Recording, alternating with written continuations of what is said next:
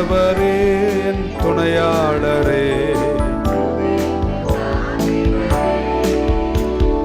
தூயவரே என் துணையாளரே, துதிக்கு பாத்திரரே, ஆராதனை உமக்கே,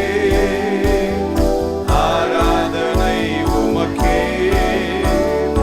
ஆராதனை உமக்கே,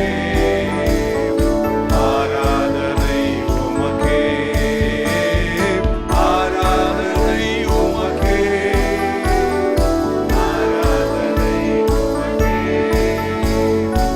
ஆராதனை உமக்கே, ஆராதனை உமக்கே. ஜெப நாட்கள் இருக்கிறோம். ஸோ ஒரு ஷார்ட் மெசேஜ் ஜெபத்தை பற்றி உங்களுக்கு சொல்லணும்னு ஆசைப்பட்றேன். பக்கத்தில் ஒருத்தர் கிட்ட கேளுங்க, நான் ஜெபிக்கணுமா ஜெபிக்க வேணாமா அப்படின்ட்டு. நீங்கள் கேட்குறது பார்த்தா நான் ஜெபிக்கவே வரலன்ற மாதிரி. Whether I should pray or should I not pray. பல காரணங்களை இறையியலாக பலரும், பைபிள் ஒரு பெரிய களஞ்சம் பாருங்கள். யோவான் சுவிசேஷம் 14, 15, 16 இந்த 3 அதிகாரங்கள், ஜான் 14, 15 and 16 இந்த 3 அதிகாரங்கள் நிறைய இறையியல் தியோலாஜியன்ஸ் என்ன நம்புகிறாங்கன்னா, இயேசு கிறிஸ்துவனுடைய கடைசி ராப்போஜனத்தில் இந்த லாஸ்ட் சப்பர் அவர் சீஷர்களோடு செய்த சம்பாஷணம் தான் 14, 15, 16 என்ற 3 அதிகாரங்கள். 13வது அதிகாரம் யோவான் சுவிசேஷத்தில் இயேசு சீஷரின் பாதங்களை கழுவினார். 17ஆம் அதிகாரத்தில் இறையியல் வல்லுநர்கள் நம்புகிறார்கள் அது கெத்செமனே தோட்டத்தில் இயேசு செய்த ஜெபம் அல்லது கெத்செமனேவில் அவர் ஜெபித்த ஜெபம். 13 காலை கழுவுகிறார், 17 கெத்செமனேயில் ஜெபிக்கிறார். 14, 15, 16 14, 15, 16 அவர் சீஷர்கள் கிட்ட சிலுவைக்கு போகிறதுக்கு முன்பாக கர்த்தர் பேசின வார்த்தைகள் தான் அந்த 3 அதிகாரங்கள். இந்த 14, 15, 16 என்ற 3 அதிகாரத்தில் சொல்லப்பட்ட வார்த்தைகள் எதுவுமே மத்தேயு, மார்க்கு, லூக்கு என்ற 3 சுவிசேஷங்களில் சொல்லப்படவில்லை. ஸோ 14, 15, 16 இந்த சாப்டர்ஸில் இயேசு சீஷர்களோடு பேசின வார்த்தைகள் மத்தேயு, மார்க், லூக் எழுதவில்லை. அதனால அந்த 14, 15, 16 இருக்கிற எல்லாத்தையும் அல்ல, ஜெபத்தை குறித்து கடவுள் அவர் நாமத்தில் கேட்க வேண்டும் என்று சொன்னதை வாசித்து போகிறேன். 14, 13 14, 13 and 14 இப்படி சொல்கிறான். Whatsoever you shall ask in my name, என் நாமத்தில் எதை கேட்டாலும் that will I do, that the Father may be glorified in the Son. If you shall ask anything in my name, I will do it. என் நாமத்தில் நீங்கள் எதை கேட்டாலும் நான் அதை செய்வேன்ட்டார். 15, 16 அடுத்த அதிகாரம். You have not chosen me, நீங்கள் என்னை தெரிந்து கொள்ளவில்லை, but I have chosen you. I have ordained you, and you should go and bring forth fruit, and that your fruit should remain, that whatsoever you shall ask of the Father in my name, he may give it to you. என் பிதாவினிடத்தில் என் நாமத்தில் நீங்கள் எதை கேட்டாலும் அதை நான் உங்களுக்கு தருவேன் சொன்னார். 16ஆம் அதிகாரத்துக்கு திருப்புங்கள். 23, 24 சொல்றார். and in that day, அந்த நாளில், you shall ask me nothing, நீங்கள் என்கிட்ட எதுவுமே கேட்க மாட்டீங்க. But verily verily I say unto you, மெய்யாகவே உங்களுக்கு நான் சொல்கிறேன், whatsoever you shall ask my father in my name, he will give it to you. என் தகப்பனிடத்தில் என் நாமத்தில் நீங்கள் எதை கேட்டாலும் அதை நான் உங்களுக்கு தருவேன். hitherto have ye asked nothing in my name, ask and you shall receive, that your joy may be full. Amen. இவனை ரொம்பலாம் படிக்க வேணாம், 3 வேத பகுதிகளை காமிச்சிருக்கேன். பைபிள் ஜெபிக்க சொல்லுகிறது. இதை கேட்டதுக்கு அப்புறம் நீங்கள் ஜெபிக்கலைன்னா அது யார் தப்பு? உங்கள் தப்பு. ஓகே, நான் முதல்ல ஜெபிக்காமல் நம்ம இருப்பதற்கு 3 காரணங்களை சொல்லிட்டு போயிடும். வை வி டோன்ட் ப்ரே, ஏன் நானும் நீங்களும் ஜெபிப்பதில்லை? அதுக்கப்புறம் ஏன் ஜெபிக்கணும் அப்படின்னு 2 காரணங்கள். இதை சொல்லி முடிக்கிறதுக்குள்ளே ஒரு 8 மணி ஆகிடும். நீங்கள் அந்த அமைதி என்ன சொல்றதுன்னா, 8 மணி ஆனால் எங்களுக்கு என்ன, 7 மணி ஆனால் எங்களுக்கு, நீ எப்போ முடிக்கிறோ நாங்கள் போயிடும். Okay, I have 2 reasons to pray and I have 3 reasons why we don't pray. நம்ம ஜெபிக்காமல் இருப்பதற்கு. யாராவது சபதம் எடுக்கிறோமா, நான் இன்னிலிருந்து ஜெபிக்க மாட்டேன் அப்படின்னு, அது ரொம்ப ரேர். நம்ம எல்லாரும் ஜெபிக்கணும்னு வாஞ்சி உள்ளவர்கள். ஆனால் சப்கான்ஷியஸாக நம்மளால் சில நேரம் ஜெபிக்க முடிகிறதில்லை. இப்போ எப்படி அந்த குளிரின் தூக்க மயக்கம் நம்மளை வாட்டுற மாதிரி சில நேரம் நம்ம ஜெபிக்கணும்னு தான் இருக்கிறோம், ஆனால் நம்மளால் ஜெபிக்க முடியவில்லை. கான்ஷியஸ்லி அப்படி நம்ம செய்வதில்லை, ஆனால் சப்கான்ஷியஸ்லி நம்ம ஜெபிக்காமல் இருக்கோம். காரணம் என்ன? நம்பர் 1, மெத்தனமான போக்கு. இங்கிலீஷில் சொன்னால் காம்ப்ளசன்சி என்று சொல்லலாம். நம்ம சில விஷயங்கள் அப்படியே விட்டுறோம். என்னப்போ ஜெபம் பண்ணால் என்னப்போ, ஜெபம் பண்ணி மட்டும்தான் என்ன நடந்துச்சு அப்படின்னு நினைக்கிற ஒரு மெத்தனமான போக்கு. என்ன ஒரு அமைதி, நமக்கு என்ன இப்போ அப்படின்னு நினைக்கிறோம். நல்லா கேளுங்க, ஒரு தேர்தல் நடக்குது அப்படின்னு வச்சுக்கோங்க. நிறைய பேருடைய எண்ணம் எப்படின்னா, யார் ஜெயிச்சா நமக்கு என்ன, யார் ஜெயிக்காட்டி, யார் ஆண்டா எனக்கு என்ன, யார் ஆளனா எனக்கு என்ன. ஒரு நாள் வருங்க, அந்த அதே சட்டங்கள், இயற்றப்பட்ட சட்டங்கள் உங்கள் குடும்பத்துக்கு எதிராக வந்து நிற்கும் பாருங்க. அன்னைக்கு நீங்கள் உணர்வீங்க, ஐயோ இவங்க வந்திருக்கவே கூடாதோ. நான் உலக அளவில் சொல்லுகிறேன், நான் தமிழகத்தை எடுத்து சொல்லவில்லை. ஸோ ஒரு சீஃப் ஜஸ்டிஸ் அப்பாயிண்ட் பண்ணுறாங்க. அந்த நேரம் வரும்போது நான் நினைக்கிறேன், எல்லாத்துக்காகவும் சபை என்ன செய்ய வேண்டுமா, ஜெபிக்க வேண்டும். லேசாக நீங்கள் நினைக்கிறீங்க. ஸோ காலங்கள் வரும்போது தான் நம்ம உணர்வோம், நம்ம அப்போவே ஜெபம் பண்ணியிருந்தா இந்த விஷயங்கள் தேசத்தில் நடக்காமல் இருந்திருக்குமோ. ஒரு மெத்தனமான போக்கு உங்களுக்குள் இருக்கக்கூடாது. உங்கள் ஜெபத்தை கர்த்தர் கேட்கிறார். ஆமென். எல்லா விஷயத்துக்காகவும் ஜெபிங்கள்.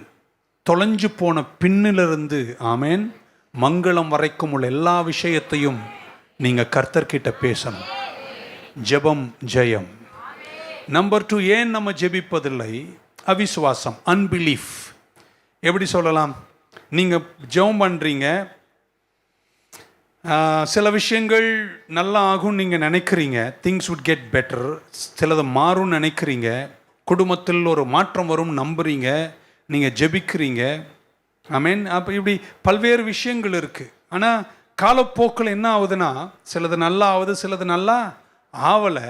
அதனால் நீங்கள் என்ன செய்கிறீங்க, இப்போ நான் ஜெபம் பண்ணி என்ன நடந்துட போகுது என்று நினைக்கக்கூடிய அளவிற்கு அவிசுவாசம் உங்களை வாட்டத் தொடங்குது. நல்லா கேட்டுக்கோங்க, 20 மணி நேரம் இன்டர்நெட்டில் இருப்பதை விட 10 நிமிஷம் ஜெபிச்சிங்க பாருங்க, கண்டிப்பாக அதன் விளைவுகள் உங்கள் குடும்பம் காணும். ஆனால் நம்ம என்ன நினைக்கிறோம், 10 மணி நேரம் இன்டர்நெட்டில் இருந்தால் தான் நம்ம வாழ்க்கையே ஓடும் என்று நினைச்சு பல காரியங்கள் அதில் தேடி அலைஞ்சிட்ருக்கோம். அப்படிப்பட்ட எல்லாருமே இந்த காலத்தில், குறிப்பாக வருடத்தின் கடைசியில் வந்திருக்கிறோம். 10 minutes of prayer, I believe, will accomplish much more than your 10 hours on TV or on the social internet. Amen. கர்த்தர் உங்களை நடத்தணும். அவிசுவாசம் நீங்கள் ஜெபிக்காமல் இருப்பதற்கு ஒரு காரணமாய் இருக்கலாம். 1 மெத்தனமான போக்கு, 2 உங்கள் அவிசுவாசம். 3வது இப்படி சொல்லலாம், சோர்ந்து போயிருக்கீங்க, டிஸ்கரேஜ்மெண்ட். அப்படின்னா, நான் ஜெபம் பண்ணேன், இது நடக்கும்னு நினச்சேன், நடக்கலை. அதனால் சத்ரு உங்களுக்கு வந்து உங்கள் மைண்டை கன்விலேட் பண்ணி விட சொல்கிறான், நீ ஜெபிச்சாலும் நீ நடக்க போகிறது. அது நடக்காமல் இருந்ததற்கு பல காரணங்கள் இருக்கலாம், ஜெபித்தும். ஆமென். நீங்கள் சோர்ந்து போகவே கூடாது, நீங்கள் தொடர்ந்து ஜெபிக்கணும். அல்லேலூயா சொல்ல மாட்டீங்களா? நீங்கள் ஜெபிச்சு நடக்காத விஷயங்களையும் தொடர்ந்து ஜெபிச்சு கொண்டே இருங்கள். அது நடக்காமல் போனது கூட ஜெபத்தின் பதில் தான்.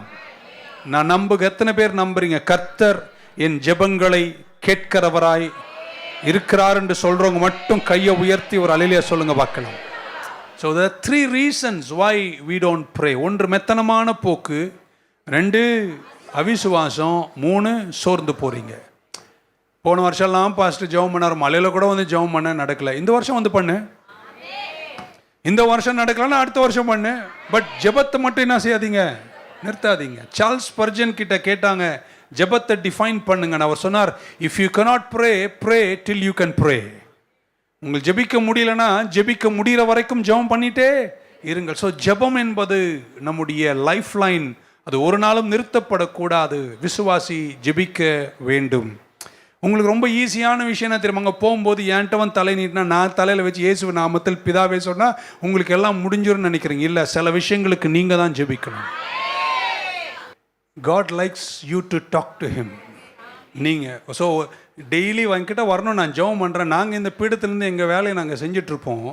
ஆனால் எல்லா நாளும் நாங்களே உங்களை பற்றி அவர்கிட்ட சொல்கிறத அவர் விரும்பலைங்க. நீங்களே அவர்கிட்ட பேசணும்னு எத்தனை பேர் உங்களுக்குள்ள பரிசுத்தாவியானவர் இருக்கிறார்னு முதல் நம்புறீங்க?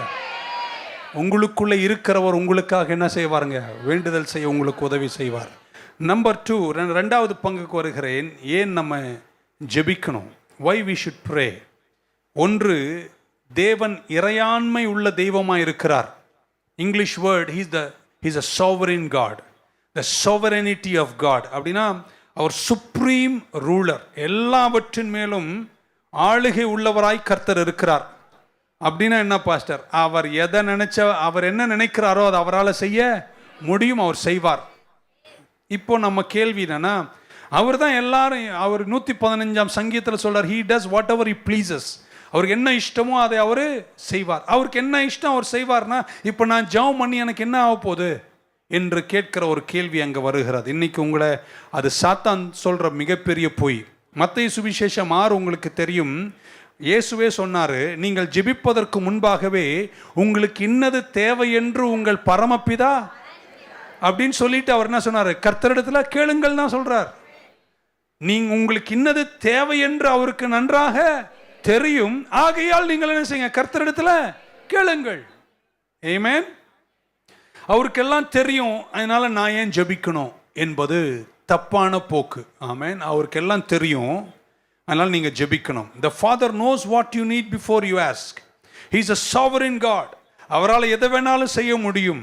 ஆமென். இன்னொன்று ஏன் தெரியுமா? நம்ம ஜெபிக்கும் போது இப்படி சொல்லுவோம், அவருக்கு சித்தமானா நடக்க போகுது, அவருக்கு சித்தம் இல்லைன்னா நடக்க போகிறதில்ல. இப்போ நான் என்னத்துக்கு ஜெபம் பண்ணோன்னு இல்லைங்க, நீங்கள் ஜெபம் பண்ணுங்க. அவருக்கு சித்தம் இருக்கு, அவருக்கு சித்தம் இருக்கு, அவருக்கு ஒரு விருப்பம் இருக்கு.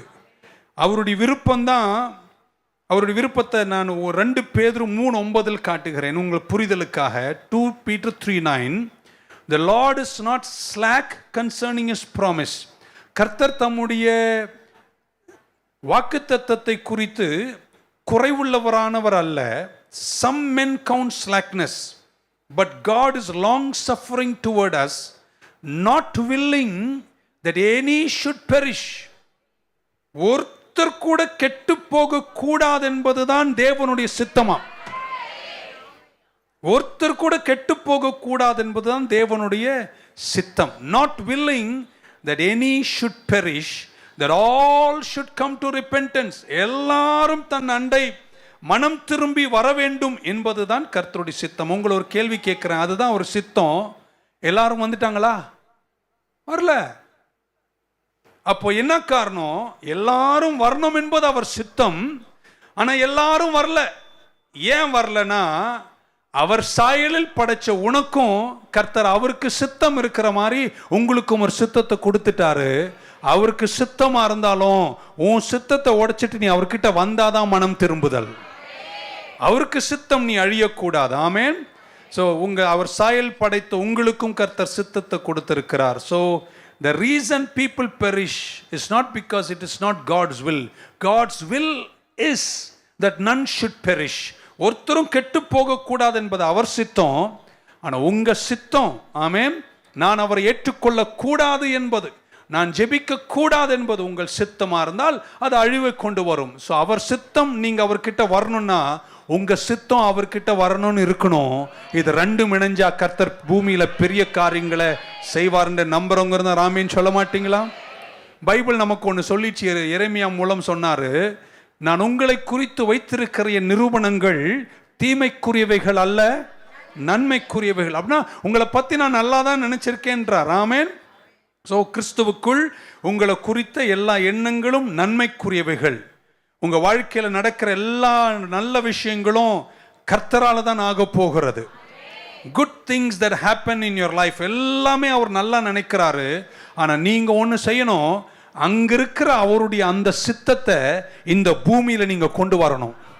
அதனால தான் ஜெபம் ரொம்ப ரொம்ப முக்கியம். ஆமென். சீஷர்கள் இயேசு கிட்ட வந்து கேட்டார், எங்களுக்கு ஜெபிக்க கற்றுத்தாருங்கள் என்று கேட்டார். உடனே இயேசு ஜெபிக்க கற்றுக் கொடுத்த மாதிரி நீங்க கவனிக்கணும். பரமண்டலங்கள் இருக்கிற எங்கள் பரம பிதாவே, உம்முடைய ராஜ்யம் வருவதாக. அடுத்த வார்த்தை எல்லாரையும் கூட சொல்ல, உம்முடைய. அவருக்கு ஒரு சித்தம் இருக்கு. உம்முடைய சித்தம் இங்க நிறைவேறணும்னா இங்க இருக்கிற சிலர் உண்மையாய் ஜெபம் பண்ணிதான் ஆக வேண்டும். புரிஞ்சிருந்தா நீங்க ஆமீன் சொல்லியிருப்பீங்க. கையை உயர்த்துங்களேன், நல்லா கேட்டுக்கோங்க. தூங்கியிருந்தா கூட கொஞ்சம் காதை லைட்டாக திறங்க கேளும். ஜெபிக்காம இருக்கீங்களாங்க? நான் இப்படி சொல்ல போறேன் தீர்ப்பு. ஜெபிக்காம உங்க வாழ்க்கையில நல்லது ஏதும் நடக்க போறது. கையை கீழே போட்டுருங்க. அந்த மெல்லமா அந்த மெத்தனமான ஆமீனுடைய அர்த்தம் என்னன்னா, ஜெபிக்காமலே சிலதெல்லாம் நடக்குதே பாஸ்டர். உங்க அம்மா உனக்கா ஜெபம் பண்ணியிருப்பா, இல்லைன்னா உங்க பாஸ்டர் உனக்கா ஜெபம் பண்ணியிருப்பார், இல்லை உன் பக்கத்தில் உட்கார்ந்து இருக்கிற யாரோ உனக்கா ஜெபம் பண்ணியிருப்பாங்க. அதனால நான் இப்படி சொல்றேங்க, உங்களுக்கு நல்லது ஏதாவது இந்த பூமியில நடக்கணும்னா நீங்க ஜெபிக்காமலே ஒளிய நல்லது நடப்பதில்லை. ஏன்னா அவர் வைத்திருக்கிற திட்டங்கள் நன்மைக்குரியவைகள். ஆனா பரலோகத்தில் இருக்கிற அவருடைய சித்தம் இந்த பூலோகத்தில் நிறைவேறணும்னா நீங்களும் நானும் என்ன செய்ய வேண்டும்? ஜெபிக்க வேண்டும். ஒரு சொல்ல மாட்டீங்களா? உங்க குடும்பத்தின் வெற்றிக்காக நீங்கள் ஜெபிக்க வேண்டும். ஹல்லேலூயா. உங்க குடும்பம் நல்லா இருக்கணும்னா நீங்க ஜெபிக்கணுங்க. புருஷன் மனைவி சந்ததியும் சந்ததியின் சந்ததிகளோடு நீங்கள் ஓங்கி நிற்கணும்னா நீங்கள் என்ன செய்ய வேண்டும்? ஜெபிக்க வேண்டும். ஆமென். ஹல்லேலூயா. அவருடைய சித்தம் இந்த பூமியில நீங்க நகர்த்தணும்னா நீங்க என்ன செய்ய வேண்டும்? ஜெபிக்க வேண்டும். ஸோ உமக்கு உம்முடைய சித்தம் இந்த பூமியில நிறைவேறணும். நீங்கள் அப்படி செய்வீர்களானால் இந்த பூமியில பல விஷயங்களையும் கர்த்தர் உங்களுக்கு வெற்றியாய் தருவார். ஆமென். இந்த பூமி உங்களுக்கு தெரியும், சாத்தான் ஆதாம் சாத்தானுடைய ஆளுகைக்கு கொடுத்துட்டாங்க. மீண்டும் கர்த்தர் கால்வரிக்கு வந்து எல்லாத்தையும் முடித்து மரித்து உயிர் தெழுந்த போது கர்த்தர் சொன்னார், வானத்திலும் பூமியிலும் சகல அதிகாரமும் எனக்கு கொடுக்கப்பட்டது என்று கர்த்தர் சொல்லியிருக்கிறார். இந்த பூமியில வாழுகிற இந்த காலத்தில் அவர் வருகைக்கு முன்பாக ஒரு கூட்டம் ஜனங்கள் எழுந்து நின்று, ஆமென், தேவ அதிகாரத்தோடு கூட இந்த பூமியில எதையெல்லாம் பரலோகத்திலிருந்து இங்க நகர்த்த வேண்டுமோ ஜெபத்தால செய்வேன் என்று சொல்றவங்க இருந்தா கையை உயர்த்தி என் கூட ஒரு முறை சொல்லுங்க. பரமண்டலங்கள் இருக்கிற பரமபிதாவே, உம்முடைய சித்தம் பரலோகத்தில் செய்யப்படுவது போல பூலோகத்திலும் செய்யப்படுவதாக. அவர் ராஜரீகம் செய்கிற கர்த்தர். ஆமென். He is a sovereign God. அவர் எதை வேணாலும் செய்வார். ஆனால் அவருக்கு ஒரு சித்தம் இருக்கிற மாதிரி உங்களுக்கு ஒரு சித்தம் இருக்கு. ஆனால் நீங்கள் ஜெபிப்பீர்களானால் அங்கிருக்கிற அவருடைய சித்தத்தை இந்த பூமியில உங்களால கொண்டு வந்து நிலைநாட்ட முடியும் என்பதனால் ஜெபமே ஜெயம். ஆமென். ரெண்டாவது, நம்ம ஜெபிக்க வேண்டும். ஏன் ஜெபிக்க வேண்டும்னா, இங்கிலீஷில் சொன்னால் நம்ம ஒரு theological term, immutability of God. தேவனுடைய சுபாவங்களில் மாறுதலே இல்லையாம். ஆமென். மலாக்கி 3:6 சொல்லுகிறது, He is God, He is Lord and there is no change in Him. ஆமென். அவர் தேவன், நான் சொல்ற, நான் கர்த்தர், என்னில் மாறுதலே இல்லை. அவர் மாறவே முடியாதாம். ஆமென். சொல்ல மாட்டீங்களா? அப்படின்னா என்ன அர்த்தம்? ஆண்டவரும் மாறவே மாட்டாரு. அப்ப நான் ஜெபம் பண்ணி அவர் என்னதான் மாற்ற போறாரு அப்படின்னு கேட்கிறோம். நீங்க என்ன புரிஞ்சுக்கணும், ஆண்டவருடைய கேரக்டரை மாற்றவே முடியாது. ஏன்னா நீங்க மாற்ற முடியும்னா நேற்று இருந்ததை விட இன்னைக்கு அவர் பெட்டர் ஆயிடுவார். இவ என்ன பாருங்களேன், 30 வருஷத்துக்கு முன்னாடி இருந்ததை விட என்னுடைய கேரக்டரை பல துன்பம் வழியாய் வசனத்தில் சார்ந்து நிற்க என்னுடைய கேரக்டரை கடவுள் டெவலப் பண்ணியிருக்காருன்னு நான் நம்புறேன். இருக்கீங்களாங்க? It got better. ஏன்னா நான் மனுஷன், என் கேரக்டர் பெட்டர் ஆகும். தேவன் அவர் பெட்டர் ஆக முடியாது. அவர் ஆல்வேஸ் பெஸ்ட்ல தான் இருக்கிறார். ஸோ அவருடைய கேரக்டர் மாறாது. ஆமென். சொல்ல மாட்டீங்களா? அப்போ இம்யூட்டபிள் என்ற வார்த்தை வரும்போது அவர் மாறாதவராக இருக்கிறார். அப்போ நான் ஏன் ஜெபம் பண்ண? அவர் எப்பவுமே நல்லவர், எப்பவுமே இரக்கம் உள்ளவர் என்று தான் இருக்கிறோம். ஸோ ஆண்டவருடைய கேரக்டர் மாறல. ஆனா அவர் நினைச்சார்னா ஜெபிக்கிற ஒரு பரிசுத்தவானுக்காய், ஒரு சகோதரனுக்காய், ஒரு சகோதரிக்காக அவர் மனசை அவரால் மாற்ற முடியும். இன்னொரு முறை சொல்ற, நல்லா கேட்டுக்கோங்க, அவர் கேரக்டரை மாற்ற மாட்டாரு. ஆனா நீ முட்டிக்கால் போட்டு ஜெபம் பண்ணினா அவர் தரமாட்டேன்னு சொன்னதை கூட மனசை மாத்தி தந்துருவார். ரொம்ப நேரம் பேச வேண்டிய விஷயம் நமக்கு முடிக்கணும். ஆண்டவர் எதை வேணா செய்வாரு. ஆமேன். உங்களுக்கு இன்னது தேவை என்று அவருக்கு தெரியும். அவருக்கு ஒரு சித்தம் இருக்கு, அவரை மாற்ற முடியாது. அவரே சொல்றாரு, நான் மாற மாட்டேன், நான் கர்த்தர், நான் மாற மாட்டேன்னு சொல்றாரு. his character never changes but he always changes his mind. ஆமென். சீக்கிரம் பரிசுத்த ஆவியானவர் 10 வாரம் சண்டே உங்க கூட பேச போறேன். அந்த 10 வாரம் முடிக்கும் போது நான் நம்புகிறேன், இறையியலா கர்த்தருடைய வார்த்தையில பரிசுத்த ஆவி உங்க கூட இருப்பதனால் இருக்கின்ற விளைவுகளை நீங்கள் புரிஞ்சு கொள்வீர்கள். Hallelujah. So theology doesn't suggest that God cannot change his mind. God cannot change his character. அவர் இரக்கமுள்ளவர் தான். அவரை குறித்த attributesல அவர் மாறவே முடியாது. ஆனால் அவர் மனசை அவரால் மாற்ற முடியும். உங்களுக்கு தெரியும், சோதோம் கோமோரா என்ற விஷயத்துல ஆபிரகாமுக்கு தெரியும் தன் தேவனை, அவருக்கு தெரியும். அவர் நினைச்சார்னா அவர் மனசை அவரால் மாற்ற முடியும் என்பதனால் ஆபிரகாம் தேவனோடு கூட போய் பரிந்து பேசுகிறார். ஆமென். ஜெபம் பண்ணுகிறார். ஆண்டவரே, 50 நீதிமான்கள் இருந்தால் நீங்கள் இந்த தேசத்தை அழிக்க கூடாது என்று ஜெபம் பண்ணார். கர்த்தர் சொன்னார், நான் மாத்துகிறேன். நான் அழிக்க மாட்டேன்னு சொன்னாரா இல்லையா? அழிக்கிறேன்னு சொன்னதை நான் அழிக்க மாட்டேன்னு சொன்னாரு. அவர் அங்கிருந்து இறங்குறார். 50, 20, 30, 5ன்னு நான் நினைக்கிறேன். கடைசியா ஆபிரகாம் ஒன்று சொல்லியிருக்கலாம், 5 நீதிமான் 1 நீதிமான் அல்ல ஆண்டவரே, நான் ஒருத்தன் இருக்கேன்ல, நீங்க அழிக்காதீங்கன்னு சொல்லி இருந்தா கர்த்தர் அழிச்சிருக்க மாட்டார். he does not change his character but he changes his mind. பக்க சொல்லுங்க, நீ ஜெபிக்கணும் அப்படின்னு. மோசேக்கு இது நல்லா தெரியும். ஆண்டவர் சுபாவத்தன்மைகளில் மாறாதவர், ஆனால் ஜெபம் பண்ணினா அவர் மனசு என்ன செய்வாரு? மாத்துவார்னு மோசேக்கு நன்றாக தெரியும். காட்டுகிறேன் ஒரு வசனம், 32ஆம் அதிகாரம் யாத்திரையாகமத்தினுடைய 32:14, 32:14 எப்படி சொல்ற? And the Lord relented from the harm which he said he would do to his people. தன் ஜனங்களுக்கு செய்வேன் என்று கர்த்தர் செய்ய நினைத்த தீங்கை செய்யாதபடிக்கு பரிதாபம் கொண்டார் என்று தமிழ் எழுதியிருக்கு. இங்கிலீஷ் பைபிள்ல ரிலண்டட்னு இருக்கு, நிறைய டிரான்ஸ்லேஷன்ல ரிப்பென்டட்னு இருக்கு. ஆமென். கர்த்தர் தன்னுடைய மனசை என்ன செய்தாரு? மாத்தினார். இதை நான் செய்வேன் அப்படின்னு சொன்னாரு மோசே கிட்ட. மோசே ஆண்டவரேன்னு ஜெபம் பண்ணாரு. ஆண்டவர் மனம் திரும்பினார். he changed his mind.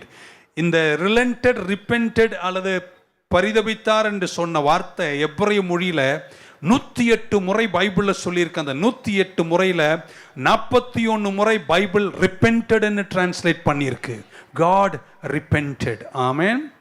ஆண்டவர் மனதுருக்கம் கொண்டு தன் சிந்தனையை மாற்றிக்கொண்டார். புதிய ஏற்பாட்டுக்கு வரும்போது அந்த மனம் திரும்புதல் என்ற வார்த்தைக்கு பயன்படுத்தப்பட்ட கிரேக்க வார்த்தை மெட்டானோயா. மெட்டா மீன்ஸ் சேஞ்ச், மெட்டமார்பசிஸ் அப்படின்னு வாசிக்கிறோம். மெட்டா மீன்ஸ் சேஞ்ச், நோயா மீன்ஸ் மைண்ட். கர்த்தர் தம்முடைய மைண்ட் என்ன செய்தாராம்? மாற்றிக்கொண்டார். நீங்களும் மனம் திரும்புறீங்கன்னா என்ன தெரியுமா அர்த்தம்?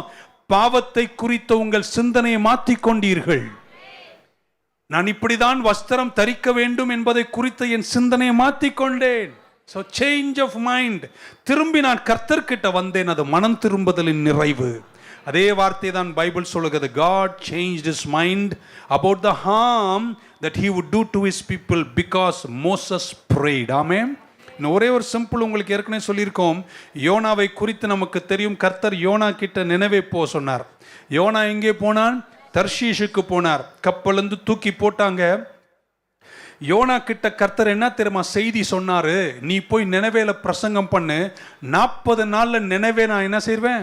அழிச்சிருவேன்டார். நான் 40 நாள்ல நினைவே அழிச்சிருவேன்னாரு. ஆமே. நான் உங்களை ஒரு கேள்வி கேட்கிறேன், நினைவே அழிச்சாரா? இல்லங்க, அவர் அழிக்கல. ஏன்னா ஆண்டவருக்கு இந்த பூமியில அவருக்காக பரிந்து பேசுகிற ஜெபிக்கிற ஒரு மனுஷன் தேவை. அவன் தர்ஷீஷுக்கு போனாலும் கடவுள் மீன் வயிற்றுல ஏத்தி, அவன் கோபம் கொண்டாலும் அவனை கொண்டு போய் நினைவேல நிக்க வச்சு அங்கே போய் மனம் திரும்புதலை யோனா பேசிய போது அந்த ஜனங்கள் தேவன் பக்கமாய் பொல்லாத வழிகளை விட்டு திரும்பிய போது கர்த்தர் தன்னுடைய மனதை மாற்றிக்கொண்டு 40 நாள் அழிப்பேன் என்று சொன்ன நினைவேவை கர்த்தர் அழிக்கவில்லை. உங்களை என்ன கேட்கிறேன்? ஜெபத்தால கர்த்தருடைய மனசை மாத்த இப்படி வச்சுக்கலாமா? சும்மா ஒரு பேச்சுக்கு, உனக்கு இது தரவே மாட்டேன்டா அப்படின்னு கர்த்தர் சொல்லிட்டாருன்னு வைங்களேன், நீ போய் அவர் பாதத்தில் உட்கார்ந்து ஆண்டவரே அப்படின்னு நீ ஜெபம் பண்ணினா, அவர் மனதுருக்கத்தின் சிகரம், கருணையில் கடல், இரக்கத்தில் ஐஸ்வர்யம், ஹல்லேலூயா, அவர் மனசை உனக்காக மாத்துற நாள் வரும்போது எல்லாரும் முன்னாடி உன்னை தூக்கி எடுத்து வாழ வச்சு உன்னை அழகு பார்த்துருவாரு. இந்த 4ஆம் அதிகாரம் யோனா வரும்போது நேரம் இல்லை, யோனா அங்கே போயிட்டு என்ன தெரியுமா சொன்னார்? ஆண்டவரே இதுதானே அப்பயே நான் உனக்கு சொன்னேன் அப்படின்றார். என்ன நீ என்னை போக சொல்லுவ, எனக்கு அந்த ஜனங்களை பிடிக்காது, ஆனால் நீ என்னை போக சொன்னால் அழிப்பேன்னு சொல்லுவேன், ஆனால் நீ என்ன செய்ய மாட்டே, அழிக்க மாட்டேன்னு எனக்கு நல்லா தெரியும். ஏன்னா அந்த ஜனங்க கர்த்தாவேன்றுவாங்க, உடனே நீ மனம் இறங்கி அவங்கள மாற்றி உங்களை தப்பிச்சு விட்டுருவீங்கன்னு எனக்கு நல்லா தெரிஞ்சுதான் நான் போல. புரியல உங்களுக்கு? ஸோ என் ஆண்டவர் எப்படிப்பட்டவர்னா, அவர் ஒன்று சொல்லுவார், ஆனால் தன் பிள்ளைகள் ஒரு ஆள் ஜெபம் பண்ணா கடவுள் அந்த விஷயத்தை மனசையே மாற்றி இந்த 10 நாள்லையும் உங்கள் குடும்பத்தின் மேல் எழுதப்பட்ட ஒன்று சொல்கிறேன் கேடு, அவரே எடுத்த தீர்ப்பை ஜெபம் பண்ண அவர் மாற்றுவார்னா, உங்கள் குடும்பத்தின் மேலே சாத்தான் எடுத்த தீர்ப்பை கர்த்தர் மாற்ற முடியுமா? ஜெபமே. Hallelujah. He can't change his character, but he can change his mind. ஒரு மனசு அவரால் மாற்ற எல்லாரும் வரணுங்க. ஆமேன்னு சொல்ல மாட்டீங்களா? நீங்கள் வந்து 1 மணி நேரம் கையை உயர்த்தி அழுது புலம்பி ஜெபம் பண்ணிட்டு உங்களால் என்ன சொல்ல முடியுமோ சொல்லிட்டு போங்க. ஆண்டவருக்கு கிங் ஜேம்ஸ் வெர்ஷன் ஸ்டைல் எல்லாம் தேவையில்லை. ஓ thou Lord, my God, thou art, அப்படிலாம் சொல்ல வேண்டிய அவசியம். சும்மா வந்து அவர் சமூகத்தில் உட்கார்ந்து, கர்த்தாவே நாங்கள் குடும்பம் போகிற பாடு கஷ்டமாக இருக்குப்பா டேடின்னு கூப்பிட்டீங்கன்னா, ஒரு நிமிஷம் அவர் மனதுருக்கத்தின் கீழே வந்து நின்றுக்கும் போது நான் நம்புறேங்க, பல வருஷம் நடக்காத விஷயங்கள் எல்லாம் கர்த்தர் உங்கள் சார்பில் செய்து முடிப்பார் என்று கர்த்தருக்குள் நான் நம்புகிறேன். நல்ல கையை தட்டி ஒரு அல்லேலூயா சொல்லுங்க பார்க்கலாம். ஹல்லேலூயா. இதை புரிஞ்ச பின்னாடி ஜெபத்தை நீங்க ஒரு நாளும் மறக்கவே கூட. ஒரு வசனத்தோடு முடிக்கிற நேரம் நமக்காயிட்டு. எசேக்கியேல் 22ஆம் அதிகாரம், எசேக்கியேல் 22:30 and 31 இப்படி சொல்லுவார். And I sought for a man among them who would make a wall and stand in the gap before me. ஒரு செவரை பண்ணி அது நடுவில் திறப்பில் நிற்கிற ஒரு மனுஷனை நான் தேடினேன், ஒரு மனுஷியை தேடினேன். and that I should not destroy it, but I found no one. ஆனா ஒருவரையும் நான் காணவில்லை. 31 Therefore I have poured out my indignation on them, I have consumed them with the fire of my wrath, and I have recompensed their deeds on their own heads, saith the Lord. அவங்க தப்பினுடைய ஆக்கினைய அவங்க தலைமையில நான் வச்சிட்டேன். ஏன்னா நான் அழிக்க கூடாதுன்னு நினைக்கிறேன், நான் தண்டிக்க கூடாதுன்னு நினைக்கிறேன், நான் தீங்கு செய்யக்கூடாதுன்னு நினைக்கிறேன், வாழ வைக்கணும்னு நினைக்கிறேன். ஆனா நான் செய்யணும்னா செவருக்கு நடுவுல திறப்புல நிக்கிற ஒரு மனுஷனை நான் தேடினேன், ஒரு ஆள் கூட நிக்கல, அதனால நான் செஞ்சேன்ட்டார். புரிஞ்சிருந்தா நீங்க அல்லேலூயா சொல்லிருப்பீங்க. எத்தனை பேர் இன்னைக்கு இப்படி கேட்குறங்க? ஒரு ஆள் இந்த சர்ச்சில் இருக்கீங்களாங்க? இந்த 10 நாள் ஆண்டவரே அந்த செவருக்கு நடுவுல நான் வந்து என் குடும்பத்திற்காக, நான் சொல்ற எல்லா வார்த்தைக்கு ஒரு ஆமீன் சொல்லுங்களேன். என் குடும்பத்திற்காக, என் ஆரோக்கியத்திற்காக, என் வியாபாரத்திற்காக, என் பொருளாதாரத்திற்காக, என் சந்ததிகளுக்காக, எங்க சபைக்காக, எங்க பாஸ்டருக்காக, எங்க தேசத்திற்காக, எங்க தேசத்தை ஆளுகிறவர்களுக்காக நான் வந்து திறப்புல நிப்பேன்னு சொல்றவங்க இருந்தா, ஜெபிக்கிறவர்களை கர்த்தர் ஒரு நாளும் கைவிட மாட்டார். ஒரு அல்லே சொல்ல மாட்டீங்களாங்க? Best example of prayer away from the Bible. நான் அதிகமாக படிச்ச வேதத்துக்கு வெளியில் நான் படித்த புத்தகத்தில் ஜார்ஜ் முல்லரை அடிப்படை நம்ம சபையில் ஒரு 100 முறை சொல்லியிருப்போம்.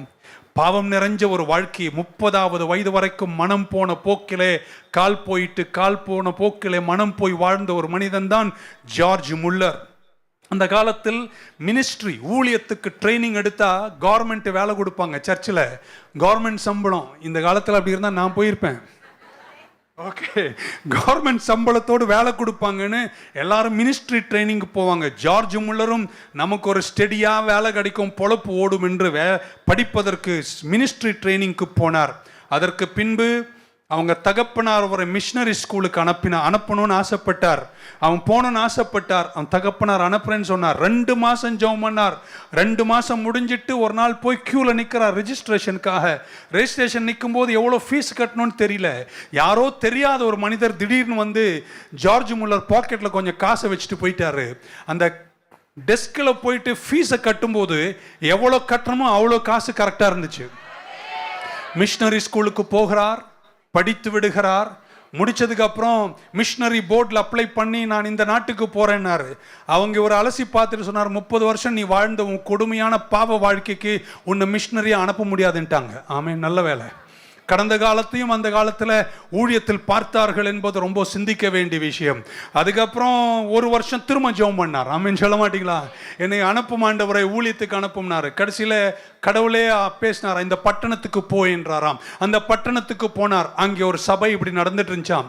அவர் சபையில் போய் உட்கார்ந்தார். அன்னைக்கு பார்த்து பாஸ்டர் இல்லை. ஆமேன். அவர் போய் விசுவாசி மூப்பர்கிட்ட கேட்டாரா, இந்த சபையில் பாஸ்டரை கொஞ்சம் பார்க்கணுங்க, நான் ஊழியத்துக்கெல்லாம் படிச்சுட்டு மிஷனரி படிச்சுட்டு வந்திருக்கேன், பாஸ்டரை பார்க்கணுன்னாரா. அவங்க சொன்னாங்க, போன வாரம் தான் பாஸ்டர் ரிசைன் பண்ணிட்டு போயிட்டாரு, நாங்களே பாஸ்டர் இல்லாமல் இருக்கோன்னு அவனை பாஸ்டராக வச்சுட்டாங்களாம். அந்த சபையில பாஸ்டராய் சேர்ந்த ஜார்ஜ் முல்லர். ஆமென் சொல்ல மாட்டீங்களா? அந்த காலத்தில் காணிக்கை எடுக்க மாட்டார்களாம் அந்த சபையில. எப்படி அவங்களுக்கு வருமானம் சபைக்கென்றால் ஒவ்வொரு சீட்டுக்கும் இவ்வளவு விலை போட்டு வச்சாங்க. நானும் அப்படி செய்யலாம் என்று கருதுகிறேன். ஓகே, அதுக்கப்புறம் ஜார்ஜ் முல்லர் வந்ததுக்கு அப்புறம் சீட்டெல்லாம் நமக்கு வேணாயா என்று எல்லா வாசல் அண்டையும் ஒரு காணிக்கை பெட்டி வைத்து நாங்கள் கை நீட்டி அங்க வந்து நிற்க மாட்டோம், பெட்டியை வைப்போம், விருப்பம் உள்ளவர்கள் ஃப்ரீ வில் ஆஃபரிங் என்ற வார்த்தையை ஜார்ஜ் முல்லர் எழுதினார். கிட்டத்தட்ட 1800வது வருஷத்துல நிறைய ஆர்ஃபனேஜை தொடங்கி யாரையும் நம்பாமல் கர்த்தரை நம்பி பீடத்தில் நின்று கூட தேவைகளை சொல்லாமல் நியூ லைஃப் சர்ச் மாதிரி தன் தேவைகள் எல்லாம் சந்திக்கப்பட்டு $7.5 மில்லியன் சரித்திரத்தில் எவரும் தொடங்காத ஆர்ஃபனேஜ உலகத்தில் சாதித்து காண்பித்த ஜெப வீரன் ஜார்ஜ் முல்லர். 93 வயதாயிற்று அவருக்கு. முடிச்சிட்டேன், நேரம் இல்லை. 93 வயதாயிற்று. ஆமேன்.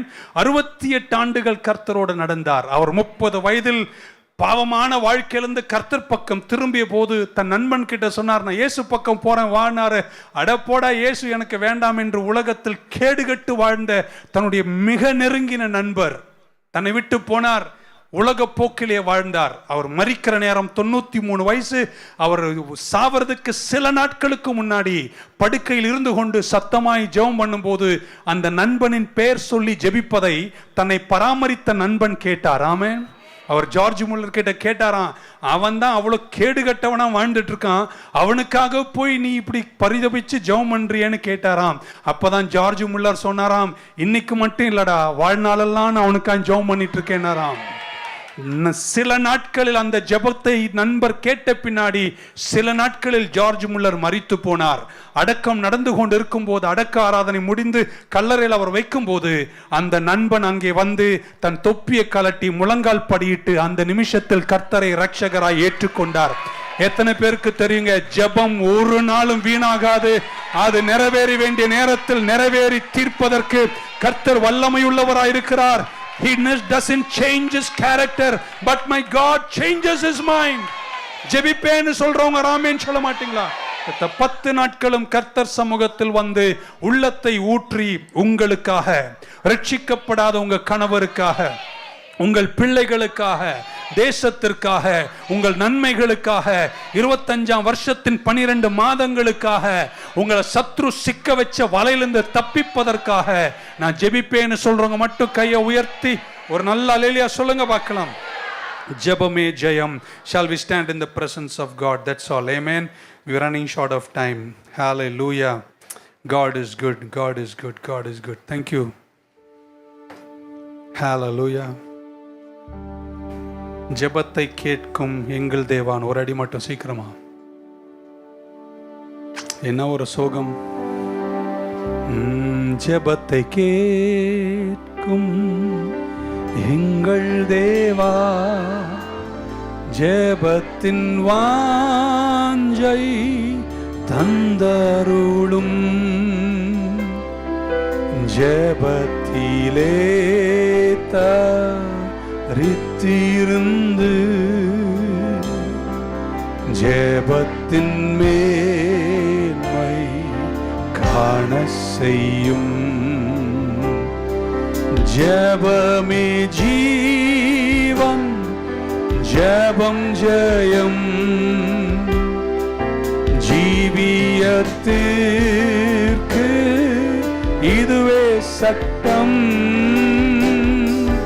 ஜெபமே ஜீவன், ஜெபம் ஜெயம், ஜீவியத்திற்கு இதுவே. நல்ல ஆண்டவரே, உமக்கு நன்றி. You are a sovereign God. You are an immutable God. But you change your mind when we call upon your name. என கூப்பிடு, நான் உனக்கு மறு உத்தரவை கொடுப்பேன், அறியாததும் எட்டாததுமான அதிசயங்களை செய்வேன் என்று சொன்னவர். எங்களை ஆசீர்வதிங்க. இந்த நாட்கள் விசேஷித்ததா இருக்கட்டும். எங்கள் உள்ளான மனுஷனை தட்டி எழுப்புங்க. நாங்கள் எங்களுக்குள்ளேயே ஒரு ஜெபத்தின் எரிமலை இருக்கட்டும். வெற்றியோடு நடத்துங்க. எங்க பிள்ளைகள் இந்த வாரமெல்லாம் காத்துக்கொள்ளுங்க. இயேசு கிறிஸ்துவின் நாமத்தில் ஜெபிக்கிறோம் ஜீவனுள்ள எங்கள் நல்ல பிதாவே. என் ஆத்துமாவே கர்த்தரை ஸ்தோத்தரி, என் முழு உள்ளமே என் ஆத்துமாவே கர்த்தரை ஸ்தோத்தரி, அவர் செய்த சகல உபகாரங்களை மறவாதே. கர்த்தராகிய இயேசு கிறிஸ்துவின் கிருபை, பிதாவாகிய தேவனுடைய அன்பு, பரிசுத்தாவின் ஐக்கியம் நம் அனைவரோடும் இன்றும் என்றும் இருப்பதாக. God bless you. Thank you. ஜெபத்தை கேட்கும் எங்கள் தேவா, ஜெபத்தின் வாஞ்சை தந்தருளும். ஜெபத்திலே தரித்திருந்து ஜெபத்தின்